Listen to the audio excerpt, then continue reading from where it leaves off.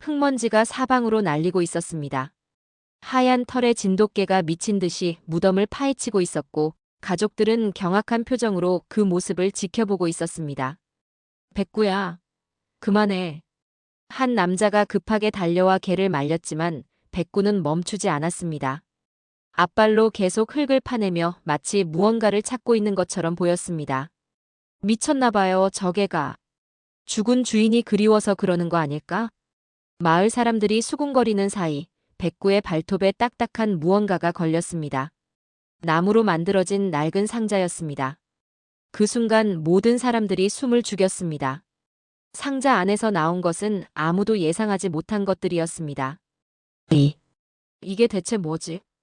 그가 알고 있던 아버지는 평생 작은 가게를 운영하는 평범한 상인이었습니다. 하지만 상자 속에서 나온 아버지는 전혀 다른 모습이었습니다. 혹시 여러분도 이런 충격적인 가족의 비밀이 궁금하신가요? 평범해 보이는 사람들 뒤에 숨겨진 놀라운 이야기들을 매일 전해드리고 있으니 잠시만 구독 버튼을 눌러주세요. 그리고 알림 설정까지 해주시면 더욱 감사하겠습니다. 자, 그럼 이 믿기 어려운 이야기를 처음부터 들려드리겠습니다. 사흘 전 김민수는 아버지의 부고 소식을 들었습니다. 서울에서 회사 생활을 하던 그는 급히 고향으로 내려왔습니다. 아버지와는 그리 가깝지 않았습니다. 어릴 때부터 무뚝뚝하셨고 자신의 이야기를 거의 하지 않으셨거든요. 아버지, 이제서야 왔습니다. 빈소에 도착한 민수는 영정사진 앞에 무릎을 꿇었습니다. 평생 크게 웃는 모습을 본 적이 없는 아버지였는데 사진 속에서만큼은 온화한 미소를 짓고 계셨습니다. 무뚝뚝하던 아버지에게 민수가 용기를 내어 말을 걸려고 하는데 아버지가 생전 예뻐하던 백구가 꼬리를 흔들며 짖기 시작했습니다. 민수가 일어서자 백구는 더 열렬히 짖기 시작했어요. 겨우 백구를 진정시켰습니다. 그리고 민수는 그동안 아버지에게 못다한 말을 건네고 장례를 마쳤어요. 아버지 장례를 마치고 49제가 되어 가족들과 마을 사람들이 아버지 묘 앞에 모였어요. 그런데 갑자기 백구가 아버지 묘 앞에서 장난을 치기 시작했어요. 따각, 따각, 따각. 날카로운 발톱이 딱딱한 흙을 긁어내는 소리가 적막한 산속에 메아리 쳤습니다. 헉헉. 거친 숨소리가 그 사이를 파고들었죠. 뭐야? 단순한 장난처럼 보이지 않았어요. 백구가 뭔가 이상했습니다. 따가가가각. 이번에는 더욱 격렬해진 긁는 소리. 백구가 미친 듯이 땅을 파고 있는 것 같았습니다. 하지만 이건 평범한 파기가 아니었어요. 크, 캬, 캬. 백구의 목구멍에서 나오는 소리는 개의 울음이 아니었습니다. 마치 무언가에 사로잡힌 짐승의 절규 같았어요. 흙이 사방으로 튀어나갔습니다. 백구의 하얀 털은 진흙 범벅이 되었고 앞발톱에서는 핏줄이 흘러내렸습니다.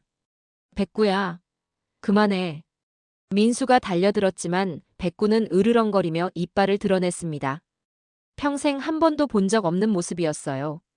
백구의 눈동자는 핏발이 서 있었고 마치 다른 존재가 몸 안에 들어간 것 같았습니다. 야, 무덤을 파헤치면 어떻게 해? 마을 사람들이 하나둘 모여 말리기 시작했습니다. 하지만 아무도 가까이 다가가지 못했어요. 백구에서 풍기는 기운이 범상치 않았거든요. 따각따각따각. 발톱과 돌이 부딪히는 소리가 점점 빨라졌습니다. 백구는 이제 앞발뿐만 아니라 뒷발까지 총동원해서 흙을 퍼내고 있었어요. 하, 하, 하. 거친 숨소리가 마치 기계처럼 일정한 리듬을 타고 있었습니다.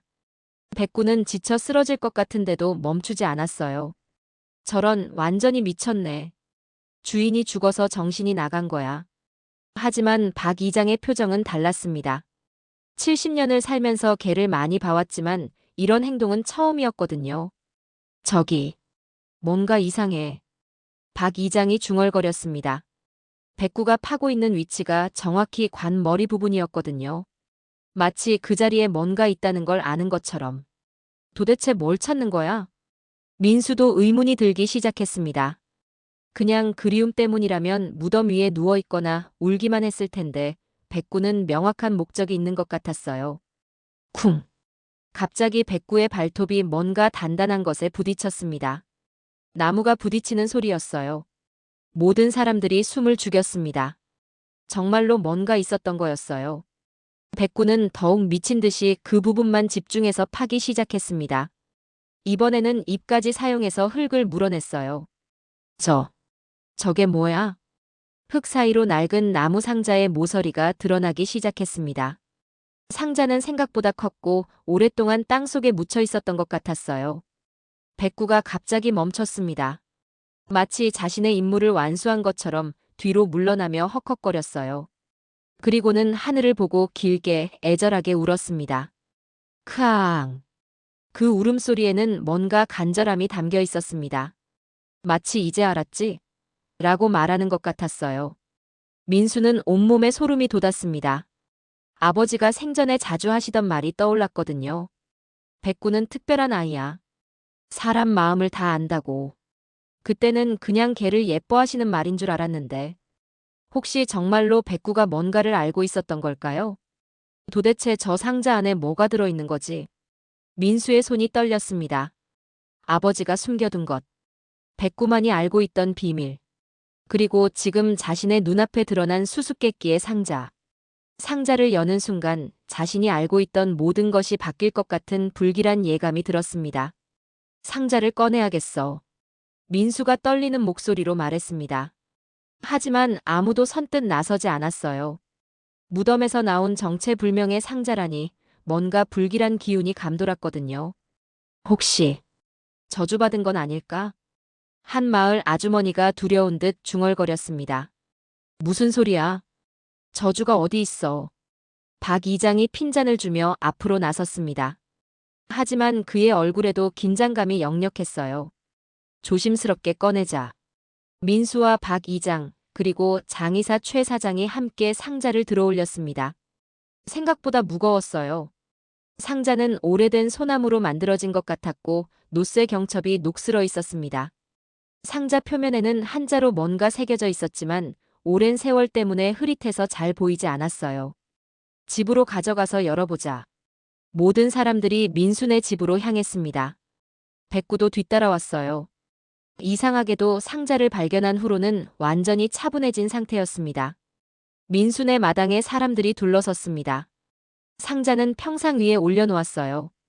모든 시선이 그 상자에 집중되었습니다. 자, 이제 열어보자. 민수가 상자의 경첩을 만져봤습니다. 녹슬어서 쉽게 열리지 않았어요.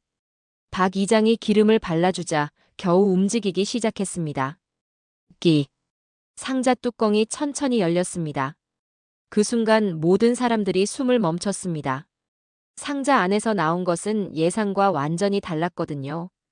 곰팡내와 함께 낡은 종이 냄새가 풍겨나왔습니다. 상자 안에는 여러 가지 물건들이 조심스럽게 보관되어 있었어요. 가장 위에 있던 것은 두꺼운 천으로 쌓인 무언가였습니다. 민수가 조심스럽게 천을 벗겨내자 오래된 흑백 사진들이 나타났습니다. 이게 뭐지? 첫 번째 사진을 본 순간 민수의 얼굴이 창백해졌습니다. 사진 속에는 젊은 남자가 서 있었는데 그 얼굴이 아버지와 너무 닮아 있었거든요. 하지만 이상한 점이 있었습니다. 그 남자가 입고 있는 옷이 일반적인 옷이 아니었어요. 낡고 투박한 군복 같은 것을 입고 있었습니다. 이거 내 아버지 젊을 때 아니야? 박 이장이 놀라며 말했습니다. 네, 그런데.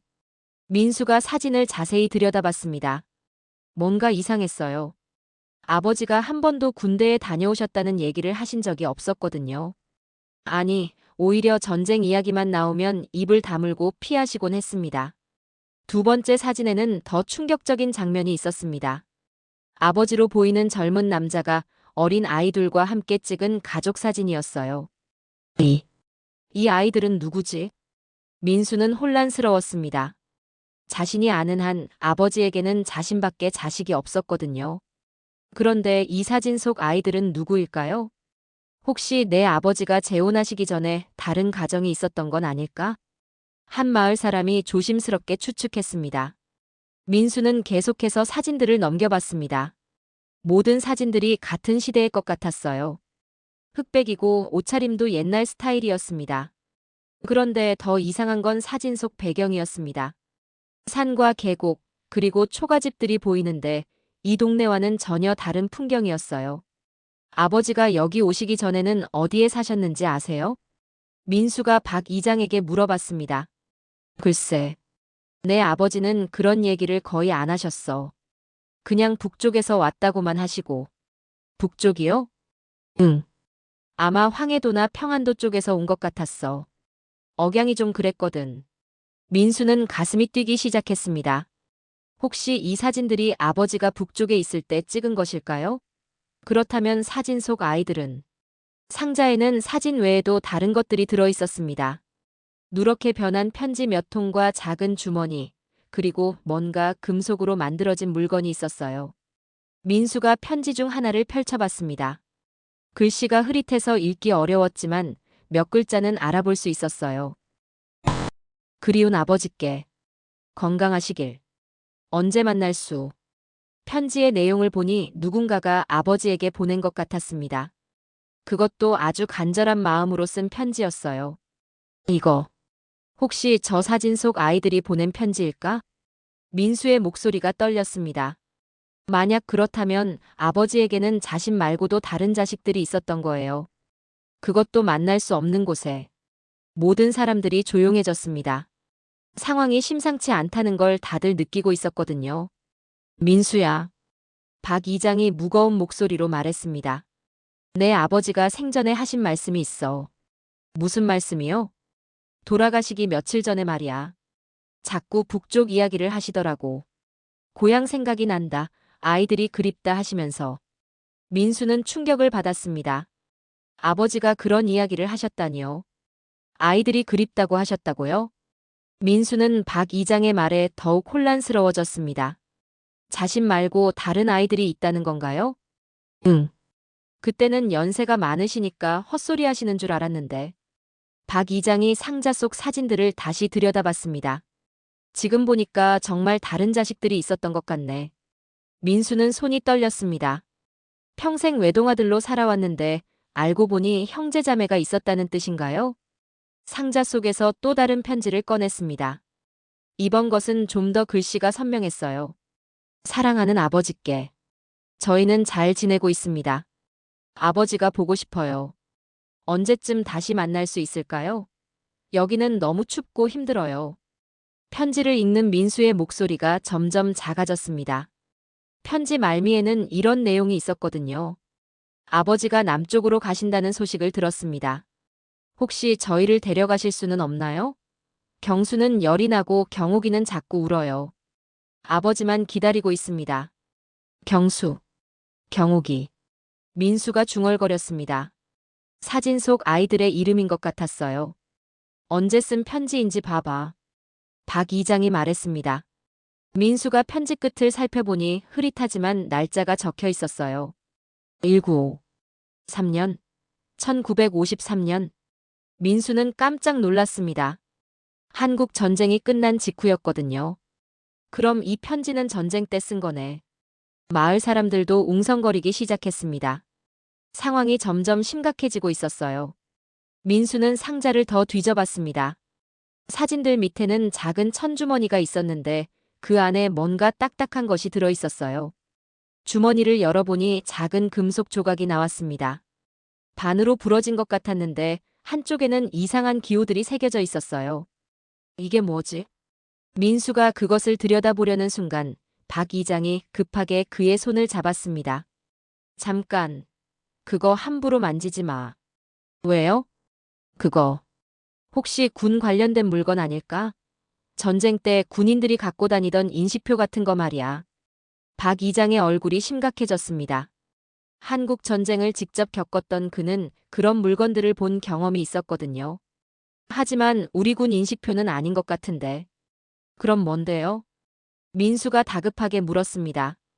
박 이장은 잠시 망설이다가 입을 열었습니다.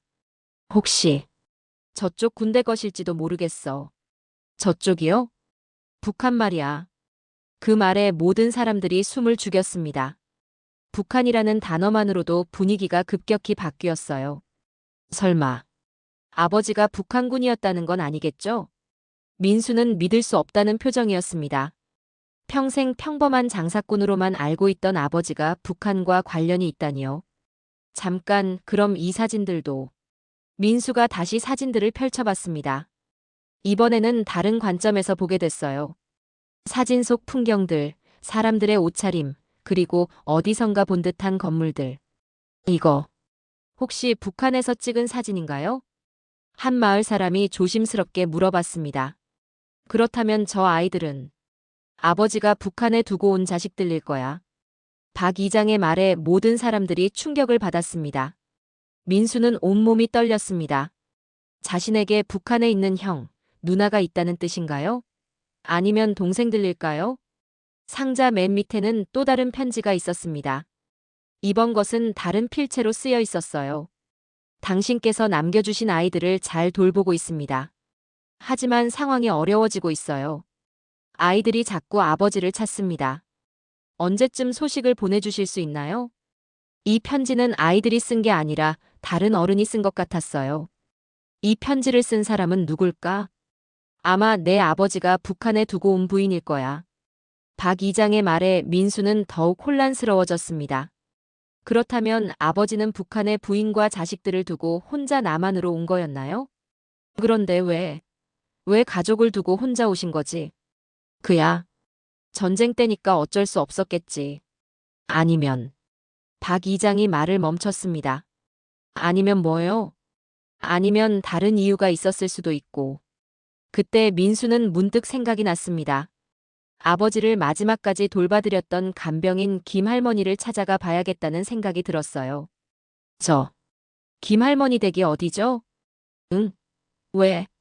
아버지 마지막에 무슨 말씀 안 하셨나 해서요. 박 이장이 방향을 가리켜 주었습니다. 저기 왼쪽 골목 두 번째 집이야. 민수는 상자를 들고 김할머니 댁으로 향했습니다. 뭔가 더 많은 것을 알 수 있을 것 같았거든요. 김할머니는 마당에서 빨래를 널고 계셨습니다. 민수를 보자 반가워하시며 다가왔어요. 어머, 민수야. 어쩐 일이니? 할머니, 아버지 일로 여쭤볼 게 있어서요. 민수가 상자를 보여주며 지금까지의 일을 설명했습니다.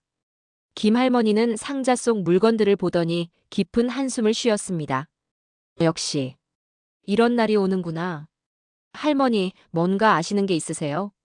민수가 급하게 물어봤습니다. 내 아버지가 돌아가시기 전에 나한테 부탁한 게 있어. 무슨 부탁이요? 김할머니는 잠시 망설이다가 입을 열었습니다. 이 상자를 무덤에 함께 묻어달라고 하셨어. 그래서 할머니가 묻어주신 거예요? 응. 내 아버지 마지막 소원이라고 하시더라. 그런데 김할머니가 말을 멈췄습니다. 그런데요? 그때 하신 말씀이 참 이상했어. 민수는 가슴이 뛰기 시작했습니다. 뭔가 중요한 이야기를 들을 것 같았거든요. 어떤 이상한 말씀이요? 민수는 김할머니의 말에 더욱 집중했습니다. 김할머니는 주변을 둘러보더니 목소리를 낮췄습니다. 내 아버지가 이 상자를 묻어달라고 하시면서 하신 말씀이 이제 경수와 경옥이한테 미안하지 않을 것 같다고 하시더라. 경수, 경옥이요? 사진 속 아이들 말인가요? 그래. 그리고 또 이런 말씀도 하셨어. 내가 죽으면 민수가 진실을 알게 될 거다. 그때 이해할 수 있을 거다라고. 민수는 소름이 돋았습니다. 아버지가 자신이 이 상자를 발견하게 될 걸 알고 계셨다는 뜻인가요? 할머니, 그럼 아버지가 누구인지, 왜 이런 물건들을 가지고 계셨는지 아세요? 김할머니는 깊은 한숨을 쉬었습니다. 정확히는 모르지만 짐작은 가더라. 어떤 짐작이요? 내 아버지가 처음 이 마을에 오셨을 때 말이야. 그때가 1954년이었어. 김할머니가 천천히 기억을 되짚어갔습니다. 갑자기 나타나셨거든. 아무것도 가진 게 없이. 그런데 이상한 건 돈은 있으셨어. 그것도 꽤 많이. 돈이요? 응. 그 돈으로 철물점을 차리셨지. 하지만 장사하는 방법을 전혀 모르시더라. 민수는 의아했습니다. 아버지는 평생 장사를 하셨는데 처음에는 모르셨다는 건가요? 그리고 말투도 이상했어. 억양이 여기 사람들과 달랐거든. 북쪽 말투 같았어. 그럼 정말 북한에서 오신 거네요. 그런데 또 이상한 게 피난민들과는 뭔가 달랐어. 피난민들은 대부분 가족과 함께 오거나 아니면 가족을 잃고 와서 슬퍼하는데 김할머니가 말을 멈췄습니다. 내 아버지는 달랐어. 뭔가 죄책감 같은 게 있으셨어. 마치 뭔가 잘못한 일이 있는 것처럼. 민수의 가슴이 두근거렸습니다. 점점 퍼즐 조각들이 맞춰져 가는 것 같았어요. 그런데 내 어머니를 만나시고 나서는 완전히 달라지셨어. 어떻게요? 표정이 밝아지셨어. 그리고 이 마을에 정착하겠다고 하시더라. 전에는 늘 어디론가 떠날 것 같은 분위기였는데 김할머니는 상자 속 편지들을 가리켰습니다. 아마 이 편지들 북한에 있는 가족들한테서 온 것 같아. 그럼 아버지는 북한에 가족을 두고 혼자 남한에 오신 거군요. 그런 것 같아. 하지만 왜 혼자 오셨는지는 모르겠어. 보통 그런 경우는 김할머니가 말을 하다가 멈췄습니다. 보통 어떤 경우요? 아니야, 괜한 추측은 하지 말자. 하지만 민수는 김할머니의 표정에서 뭔가를 읽을 수 있었습니다. 뭔가 말하기 어려운 추측이 있다는 걸요. 할머니, 제발 말씀해 주세요. 아버지에 대해 알고 싶어요.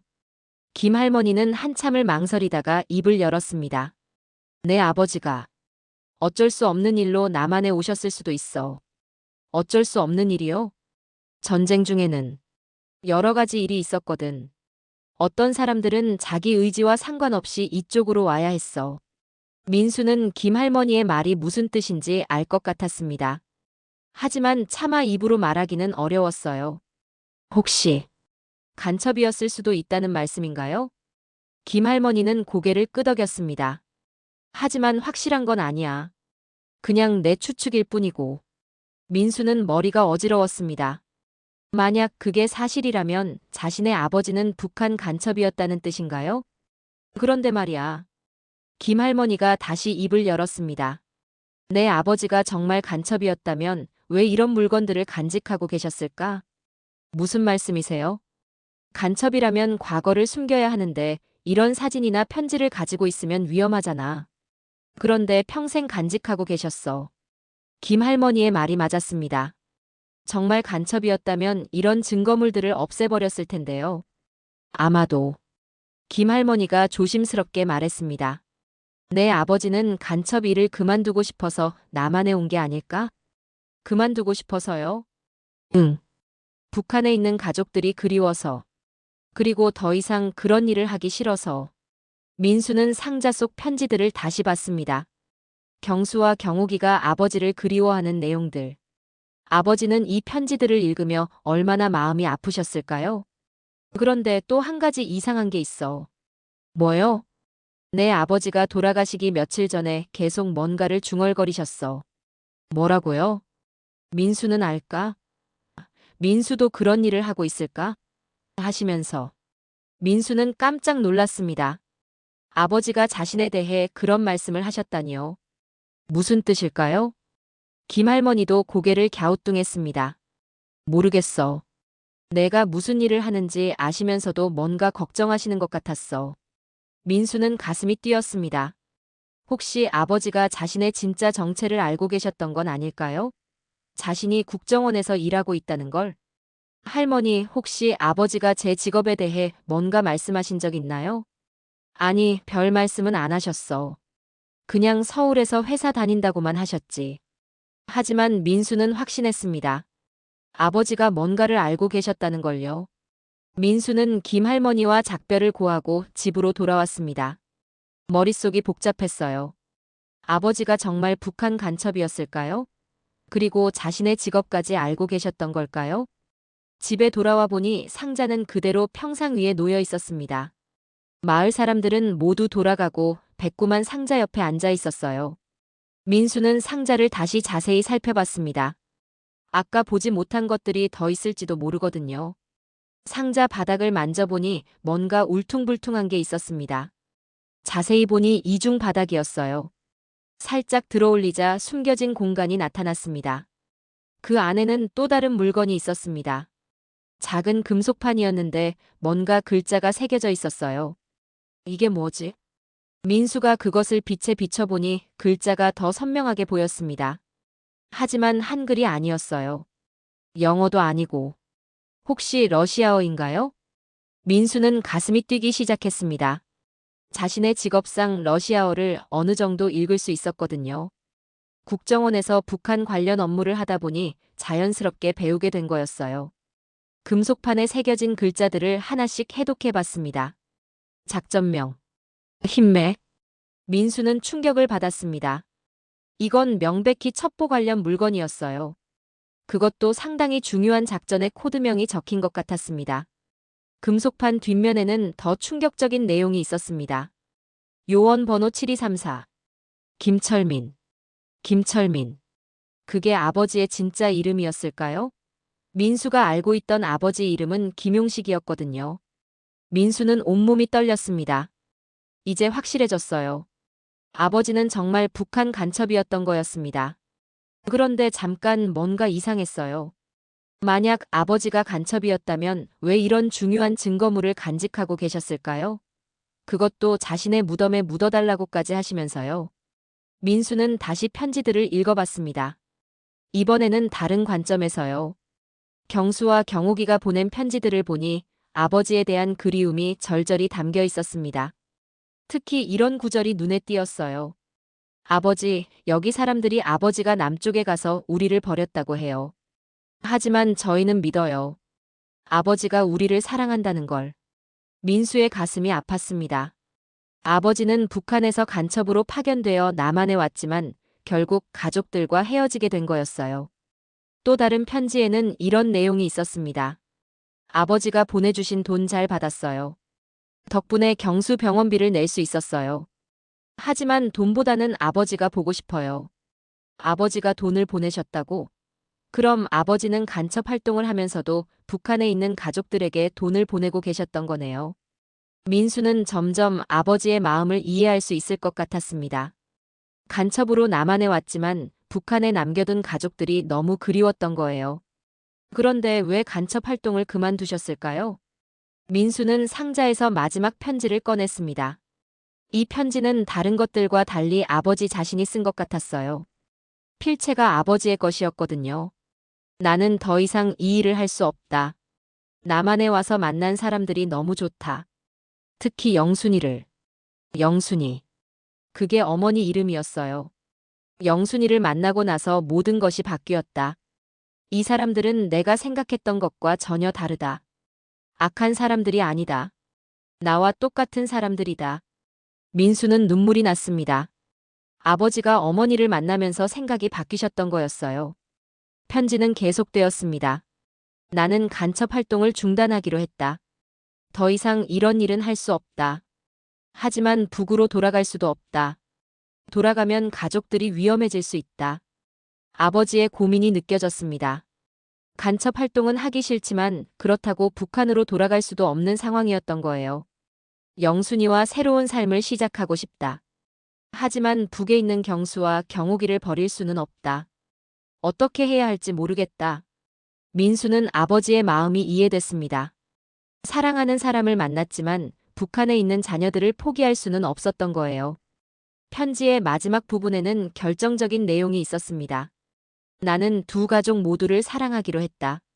남한에서는 영순이와 행복하게 살고 북한에 있는 아이들에게는 계속 도움을 주겠다. 비록 만날 수는 없지만 내 마음만은 항상 함께할 것이다. 그리고 편지 끝에는 이런 말이 적혀 있었습니다. 언젠가 내 아들 민수가 이 편지를 읽게 될지도 모른다. 그때 민수야, 아버지를 이해해다오. 아버지는 그저 가족을 사랑했을 뿐이다. 민수는 더 이상 눈물을 참을 수 없었습니다. 아버지는 자신이 이 편지를 읽게 될 걸 알고 계셨던 거였어요. 그때 갑자기 휴대폰이 울렸습니다. 서울에서 온 전화였어요. 직장에서 걸려온 것 같았습니다. 여보세요? 민수 씨, 국정원 김 과장입니다. 장례 잘 치르셨나요? 민수는 가슴이 철렁했습니다. 하필 이런 때에 직장에서 전화가 올 줄이야. 네, 감사합니다. 그런데 급한 일이 생겨서요. 북한 관련 긴급 보고서를 작성해야 하는데 민수 씨가 담당하신 부분이 필요해서요. 민수는 순간 아무 말도 할 수 없었습니다. 아버지가 북한 간첩이었다는 걸 방금 알게 됐는데 하필 북한 관련 업무 때문에 전화가 온 거였어요. 민수 씨, 괜찮으세요? 아, 네. 알겠습니다. 민수는 전화를 끊고 주저앉았습니다. 자신은 국정원 요원이고 아버지는 북한 간첩이었다니. 이런 아이러니가 있을 수 있을까요? 민수는 한참 동안 멍하니 앉아 있었습니다. 아버지는 북한 간첩, 자신은 국정원 요원. 운명의 장난이 이럴 수가 있을까요? 그때 백구가 다가와서 민수의 손을 핥았습니다. 마치 위로하는 것 같았어요. 백구야, 너는 이 모든 걸 알고 있었구나. 민수는 백구를 쓰다듬으며 생각에 잠겼습니다. 아버지가 자신의 직업을 정말 알고 계셨을까요? 그래서 마지막에 그런 말씀을 하신 걸까요? 민수는 다시 상자를 살펴봤습니다. 혹시 더 숨겨진 것이 있을지도 모르거든요. 상자의 측면을 만져보니 작은 봉투가 붙어 있었습니다. 너무 작아서 지금까지 못 봤던 거였어요. 봉투를 뜯어보니 작은 종이 한 장이 나왔습니다. 아버지의 필체로 이렇게 쓰여 있었어요. 민수야, 아버지가 너의 진짜 직업을 알고 있다는 걸 놀라지 마라. 민수는 소름이 돋았습니다. 정말 알고 계셨던 거였어요. 내가 국정원에 들어간 걸 안 건 3년 전이다. 우연히 마을에 온 정부 사람이 내 이야기를 하더라. 김민수라는 유능한 요원이 있다고. 민수는 기억이 났습니다. 3년 전 북한 이탈 주민 관련 업무로 이 지역에 온 적이 있었거든요. 그때 누군가 아버지에게 자신 이야기를 했나 봅니다. 처음엔 믿을 수 없었다. 내 아들이 나와 정반대 일을 하고 있다니. 하지만 곧 자랑스러워졌다. 자랑스러워졌다고요? 민수는 믿을 수 없었습니다. 너는 나와 달리 올바른 길을 선택했다. 나는 북한을 위해 남한을 속였지만 너는 남한을 위해 북한을 막고 있지 않느냐? 아버지의 관점이 놀라웠습니다. 같은 첩보 업무라도 완전히 다르게 보고 계셨던 거예요. 그래서 더욱 미안했다. 내가 간첩이었다는 걸 내가 알면 얼마나 실망할까 봐. 민수의 눈에서 눈물이 흘러내렸습니다. 하지만 이제는 안다. 너라면 아버지를 이해해 줄 거라는 걸. 너도 이 일을 하니까 알 거 아니냐? 때로는 선택의 여지가 없다는 걸. 정말 그랬습니다. 민수도 국정원에서 일하면서 느꼈거든요. 때로는 원하지 않는 일도 해야 한다는 걸요. 나는 평생 두 개의 삶을 살았다. 북한에서 온 간첩 김철민과 남한의 평범한 상인 김용식. 하지만 둘 다 진짜 나였다. 민수는 아버지의 마음을 이해할 수 있을 것 같았습니다. 북한에 있는 경수와 경욱이를 사랑하는 아버지도 나였고 남한에서 너와 내 어머니를 사랑하는 아버지도 나였다. 편지는 계속되었습니다. 나는 간첩 활동을 완전히 중단했다. 내 어머니를 만난 후로는 한 번도 북한에 정보를 넘긴 적이 없다. 대신 경수와 경욱이에게만 돈을 보냈다. 그렇다면 아버지는 실질적으로 간첩 활동을 포기하신 거였어요. 하지만 북한에서는 내가 계속 활동하고 있는 줄 안다. 그래서 가끔 연락이 왔지만 모두 거짓 정보를 보냈다. 민수는 놀랐습니다. 아버지가 북한을 속이고 계셨던 거였어요. 너에게 이 이야기를 하는 이유는 부탁이 있어서다. 부탁이요? 민수가 소리내어 읽었습니다. 내가 국정원에 있으니까 혹시 방법이 있을지 모르겠다. 경수와 경욱이에게 편지라도 보낼 수 있다면. 아버지의 마지막 소원이었습니다. 북한에 있는 자녀들에게 편지를 보내고 싶다는 거였어요. 물론 위험한 일이라는 걸 안다. 하지만 아버지가 죽었다는 소식이라도 전해줄 수 있다면 좋겠다. 민수는 가슴이 뛰었습니다. 이건 정말 어려운 부탁이었어요. 국정원 요원이 북한에 개인적인 편지를 보낸다는 것은 상상할 수 없는 일이었거든요. 그리고 하나 더. 편지 끝에 또 다른 내용이 있었습니다. 내가 이 진실을 알게 되면 혼란스러울 거다. 하지만 기억해다오. 아버지는 평생 가족만 생각했다.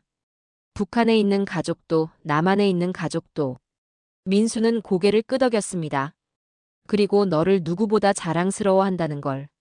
내가 올바른 일을 하고 있다는 걸. 편지를 다 읽고 나니 민수의 마음이 복잡했습니다. 아버지를 원망해야 할까요?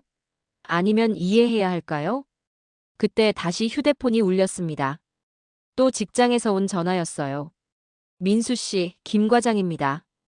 혹시 언제쯤 서울로 올라오실 수 있나요? 정말 급한 일이 생겼어요. 무슨 일인데요? 북한에서 새로운 간첩을 난파한 것 같아요. 그런데 이상하게도 오래전부터 활동했던 간첩 한 명과 연락이 끊어졌다고 합니다. 민수는 가슴이 철렁했습니다. 혹시 아버지 이야기인가요? 그 간첩의 코드명이 흰매였는데 20년 넘게 잠적 상태라고 하네요. 흰매. 바로 아버지의 코드명이었어요. 혹시 아직 남한에서 활동하고 있을 가능성도 있으니까 수사를 진행해야 할 것 같습니다. 민수는 아무 말도 할 수 없었습니다. 자신이 찾고 있는 간첩이 바로 자신의 아버지였다니요. 민수 씨, 괜찮으세요? 아, 네. 내일 아침에 올라가겠습니다. 전화를 끊고 민수는 상자를 바라봤습니다. 이 모든 증거들을 어떻게 해야 할까요? 아버지의 비밀을 지켜야 할까요? 아니면 국정원 요원으로서 신고해야 할까요? 민수는 인생에서 가장 어려운 선택의 기로에 서 있었습니다. 그날 밤 민수는 잠을 이룰 수 없었습니다. 아버지의 편지를 계속 읽고 또 읽었어요. 마음 한켠으로는 아버지를 이해할 수 있을 것 같았지만 다른 한켠으로는 혼란스러웠습니다. 새벽 5시쯤 민수는 결심을 했습니다. 서울로 올라가기 전에 아버지 무덤에 한 번 더 가보기로 한 거예요. 무덤에 도착하니 백구가 벌써 와 있었습니다. 마치 민수가 올 걸 알고 기다리고 있었던 것 같았어요. 아버지. 민수는 무덤 앞에 무릎을 꿇었습니다. 이제 모든 걸 알겠어요. 아버지가 얼마나 힘드셨을지. 바람이 불어와 나뭇잎들이 바스락거렸습니다. 마치 아버지가 대답하시는 것 같았어요. 아버지는 선택해야 했던 거죠. 북한에 있는 가족과 남한에 있는 가족 사이에서. 민수는 아버지의 마지막 편지를 다시 꺼내 읽었습니다. 그리고 지금은 제가 선택해야 하는 거고요. 민수는 깊은 한숨을 쉬었습니다.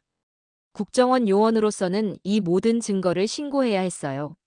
하지만 아들로서는 아버지의 비밀을 지키고 싶었습니다. 그때 백구가 다가와서 민수 옆에 앉았습니다. 그리고는 하늘을 보고 작게 울었어요. 그 소리를 들으니 민수는 문득 깨달았습니다. 백구는 처음부터 모든 걸 알고 있었던 거예요. 아버지의 비밀도 상자의 존재도 그리고 언젠가 진실이 밝혀질 거라는 것도. 백구야, 너는 아버지의 마지막 소원을 들어준 거구나. 민수가 백구를 쓰다듬자 백구는 꼬리를 살짝 흔들었습니다. 민수는 상자에서 경수와 경욱이의 사진을 꺼냈습니다. 북한에 있는 자신의 형과 누나였어요. 경수 형, 경욱이 누나. 사진 속 아이들은 아버지를 닮아 있었습니다. 민수와도 비슷한 면이 있었어요. 지금쯤 얼마나 컸을까? 민수는 계산해 봤습니다. 사진이 1953년에 찍힌 거라면 지금 경수는 아마 50대 중반, 경욱이는 50대 초반일 거예요. 아직 살아계실까? 민수의 가슴이 아팠습니다. 아버지는 평생 이 그리움을 안고 사셨던 거였어요. 그때 민수는 결심을 했습니다. 아버지의 마지막 소원을 들어드리기로 한 거예요. 물론 위험한 일이었습니다. 국정원 요원이 개인적으로 북한에 편지를 보낸다는 것은 상상할 수 없는 일이었거든요. 발각되면 직장을 잃을 수도 있고 더 심한 처벌을 받을 수도 있었어요. 하지만 민수는 해야겠다고 생각했습니다. 아버지가 평생 못다한 일을 대신 해드리고 싶었거든요. 아버지, 약속드릴게요. 경수 형과 경욱이 누나에게 아버지 소식을 전해드릴게요. 민수는 무덤에 절을 올렸습니다. 서울로 돌아가는 차 안에서 민수는 계획을 세웠습니다. 직접적인 방법은 불가능했지만 우회적인 방법이 있었어요. 국정원에는 북한 이탈 주민들과 연결하는 비공식적인 네트워크가 있었거든요. 그들을 통해서라면 북한의 메시지를 전달할 수 있을지도 모르겠다고 생각했습니다. 하지만 무엇보다 중요한 건 아버지의 비밀을 지키는 것이었어요. 국정원에 도착한 민수는 김 과장을 만났습니다. 민수 씨, 고생하셨어요. 장례는 잘 치르셨나요? 네, 감사합니다. 그럼 이제 흰매 사건에 대해 브리핑 드릴게요. 김 과장이 파일을 꺼냈습니다. 1953년부터 활동한 것으로 추정되는 북한 간첩입니다. 코드명 흰매. 본명은 김철민으로 알려져 있어요. 민수는 가슴이 뛰었지만 표정을 감췄습니다. 20여 년간 활동한 것으로 보이는데 1974년경부터 갑자기 활동이 중단됐어요. 1974년. 아버지가 어머니와 결혼하신 해였습니다. 혹시 체포됐거나 북한으로 돌아간 건 아닐까요? 민수가 조심스럽게 물어봤습니다. 그게 아니에요. 북한 측에서는 아직도 활동 중인 것으로 알고 있거든요. 가끔 정보도 받고 있고요. 민수는 놀랐습니다. 아버지가 정말로 북한을 속이고 계셨던 거였어요. 어떤 정보를 보냈는데요? 대부분 공개된 정보들이에요. 신문에서 볼 수 있는 수준이. 아마 더 이상 중요한 활동은 하지 않는 것 같아요. 김 과장의 분석이 맞았습니다. 아버지는 간첩 활동을 실질적으로 중단하되 북한을 완전히 배신하지는 않으셨던 거예요. 그런데 최근에 북한에서 새로운 간첩을 보냈다는 정보가 있어요. 혹시 기존 간첩과 교체하려는 건 아닐까 해서요. 그럼 흰매를 찾아야겠네요. 그렇습니다. 민수 씨가 이 지역 출신이니까 혹시 수상한 사람 없었나 조사해 주세요. 민수는 복잡한 심정이었습니다. 자신이 찾아야 하는 간첩이 바로 자신의 아버지인데 아버지는 이미 돌아가셨으니까요. 알겠습니다. 조사해 보겠습니다. 그런데 조심하세요. 20년 넘게 활동한 간첩이라면 상당히 교묘할 거예요. 민수는 쓸쓸하게 웃었습니다. 정말 교묘하셨죠. 평생 아무도 모르게 두 개의 삶을 사셨으니까요. 그날 저녁 민수는 혼자 있을 때 중요한 결정을 했습니다. 아버지의 상자와 모든 증거물들을 태워버리기로 한 거예요. 아버지의 비밀을 영원히 지키기 위해서였습니다. 그리고 경수와 경옥이에게는 다른 방법으로 소식을 전하기로 했어요. 민수는 아버지의 편지를 마지막으로 한 번 더 읽었습니다. 아버지, 저도 이제 두 개의 삶을 살게 됐네요. 국정원 요원 김민수와 아버지의 비밀을 지키는 아들 김민수. 민수는 상자에 불을 붙였습니다. 아버지의 모든 비밀이 연기와 함께 사라져갔어요.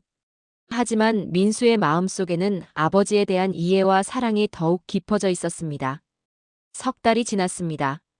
민수는 아버지의 마지막 소원을 이루기 위해 조심스럽게 움직이고 있었어요. 국정원에는 하나원이라는 북한 이탈주민 정착 지원 기관과 연결되는 비공식 네트워크가 있었습니다. 민수는 그곳에서 신뢰할 만한 사람을 찾았어요. 탈북민 출신 상담사인 이 선생님이었습니다. 이 선생님은 북한에 가족을 둔 사람들의 소식을 전달하는 일을 비공식적으로 도와주고 계셨거든요. 어려운 부탁이라는 걸 압니다. 민수가 이 선생님을 찾아뵙고 말했습니다. 하지만 꼭 전해드리고 싶은 소식이 있어요. 이 선생님은 민수의 간절함을 느꼈습니다. 북한에 계신 가족분들인가요? 네. 함경북도에 사시는 김경수, 김경옥이라는 분들입니다. 민수는 미리 준비한 편지를 건넸습니다. 아버지를 대신해서 쓴 편지였어요. 경수야, 경옥아. 아버지다. 오랫동안 연락하지 못해서 미안하다. 아버지는 남쪽에서 새로운 가족과 행복하게 살았다. 하지만 하루도 너희를 잊은 적이 없었다. 이 선생님이 편지를 읽어보시더니 고개를 끄덕였습니다. 이해합니다. 제가 아는 루트로 전달해 보겠습니다. 정말 감사합니다. 그로부터 2달 후 놀라운 일이 일어났습니다. 이 선생님으로부터 연락이 온 거예요. 민수 씨, 답장이 왔습니다. 민수는 가슴이 뛰었습니다. 정말 경수와 경옥이에게 편지가 전달됐던 거였어요. 편지를 받아본 민수는 눈물을 참을 수 없었습니다. 아버지. 정말 아버지셨군요. 50년을 기다렸습니다. 경수는 올해 63, 경옥이는 60입니다. 아버지가 보내주신 돈 덕분에 그럭저럭 살 수 있었어요. 경수가 쓴 편지였습니다. 아버지가 남쪽에서 새로운 가족을 만드셨다니 다행입니다. 저희도 각자 가정을 꾸렸어요. 경옥이는 딸 2을 낳았고 저는 아들 하나를 뒀습니다.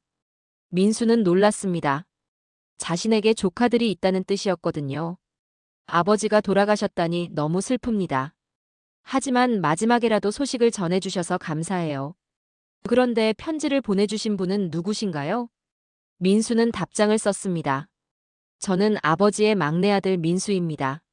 남한에서 태어났어요. 형님, 누나를 만나 뵙고 싶지만 어려운 상황이라는 걸 압니다. 며칠 후 또 답장이 왔습니다. 이번에는 경욱이가 쓴 편지였어요. 민수야, 우리 막내 동생이구나. 아버지가 너를 얼마나 자랑스러워 하셨는지 몰라. 마지막 편지에서 너 이야기를 많이 하셨거든. 민수는 깜짝 놀랐습니다. 아버지가 자신 이야기를 북한에도 전하셨던 거였어요. 아버지가 너는 좋은 일을 하고 있다고 하시더라. 나라를 위해 일한다고. 우리도 너를 자랑스럽게 생각해. 민수의 눈에서 눈물이 흘러내렸습니다. 북한에 있는 가족들도 자신을 인정해주고 있었어요. 우리는 만날 수 없지만 마음만은 항상 함께야. 아버지가 그러셨듯이. 그날 밤 민수는 고향에 내려갔습니다. 아버지 무덤을 찾아뵈려고요. 무덤 앞에 도착하니 백구가 벌써 와 있었습니다. 백구도 나이가 들어서 예전보다 힘이 없어 보였어요. 아버지, 경수 형님과 경욱이 누나에게 소식을 전했어요. 민수가 무덤에 대고 말했습니다. 두 분 다 건강하게 지내고 계세요. 그리고 아버지를 원망하지 않으셔요. 오히려 자랑스러워하세요. 바람이 불어와 나뭇잎들이 바스락거렸습니다. 저도 이제 알겠어요.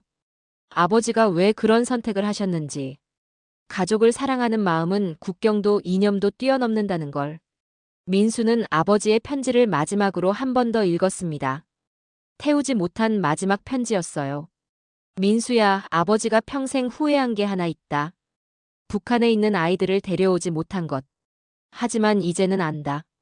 그때 데려왔다면 모두가 불행해졌을 거라는 걸. 정말 그랬습니다. 만약 경수와 경욱이를 데려왔다면 아버지는 간첩으로 체포됐을 거고 모든 가족이 고통받았을 거예요. 대신 아버지는 두 곳에서 모두 사랑받는 아버지가 되기로 했다. 그게 최선이었던 것 같다. 민수는 고개를 끄덕였습니다. 그때 백구가 민수에게 다가와서 앞발을 올렸습니다. 마치 아버지를 대신해서 민수를 위로하는 것 같았어요. 백구야, 너도 고마워. 내가 아니었다면 이 모든 걸 알 수 없었을 거야. 백구는 꼬리를 살짝 흔들더니 무덤 앞에 누웠습니다. 주인을 지키는 마지막 임무를 계속하는 것 같았어요. 민수는 서울로 돌아가는 길에 생각했습니다. 아버지는 평생 선택해야 했어요. 조국과 가족 사이에서, 과거와 현재 사이에서, 진실과 거짓 사이에서. 하지만 결국 아버지가 선택한 건 사랑이었습니다. 북한에 있는 가족에 대한 사랑, 남한에 있는 가족에 대한 사랑. 그리고 이제 민수도 알았습니다. 진정한 가족은 같은 땅에 살아야만 되는 게 아니라는 걸. 서로를 생각하고 사랑하는 마음이 있다면 그것만으로도 충분하다는 걸. 몇 년 후 민수는 경수와 경욱이와 꾸준히 편지를 주고받았습니다. 만날 수는 없지만 서로의 안부를 확인하며 가족의 정을 나눴어요. 그리고 때로는 아버지 무덤을 찾아가서 근황을 전해드렸습니다. 북한에 있는 가족들이 건강하다는 소식, 조카들이 잘 자라고 있다는 이야기들을. 백구도 여전히 무덤을 지키고 있었어요. 아버지의 마지막 비밀을 함께 간직한 유일한 친구로서. 민수는 깨달았습니다. 아버지가 남겨주신 건 비밀이 아니라 사랑이었다는 걸. 국경을 뛰어넘는 가족의 사랑, 시간을 뛰어넘는 부자의 사랑. 그리고 그 사랑은 이제 민수를 통해 계속 이어져 갈 거였습니다. 백군의 이야기 재미있으셨나요? 충직하고 믿음직한 우리의 반려견들 이야기를 나누어 주세요. 좋아요와 구독 눌러주시고 오늘도 행복한 하루 보내세요.